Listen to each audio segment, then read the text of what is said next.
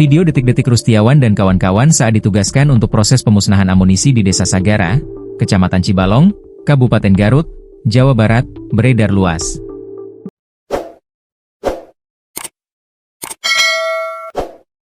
Video berdurasi 44 detik tersebut direkam saat pekerja yang tengah fokus menyiapkan amunisi sebelum dimusnahkan.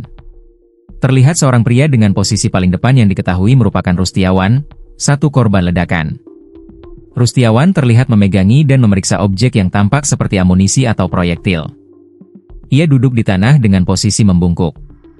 Dia mengenakan pakaian lengan panjang bermotif loreng abu-abu. Tribunjabar.id mengkonfirmasi kebenaran video tersebut kepada aparatur Desa Sagara yakni Doni David.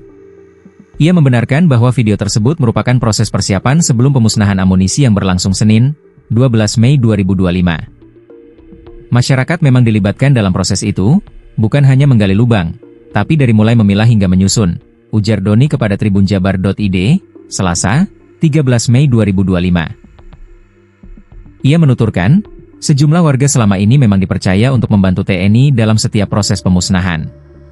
Doni menegaskan, kabar yang beredar soal korban tewas akibat memulung sisa ledakan merupakan informasi yang keliru.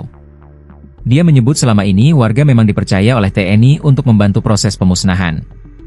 Kami dari pemerintahan desa tidak menerima warga kami dianggap memulung. Tidak mungkin memulung karena lokasi tersebut dijaga ketat. Apalagi saat kejadian kan anggota TNI juga jadi korban, ungkap dia. Doni menjelaskan bahwa saat ini pihak keluarga masih menunggu proses identifikasi yang dilakukan di RSUD Pamaung Pauk.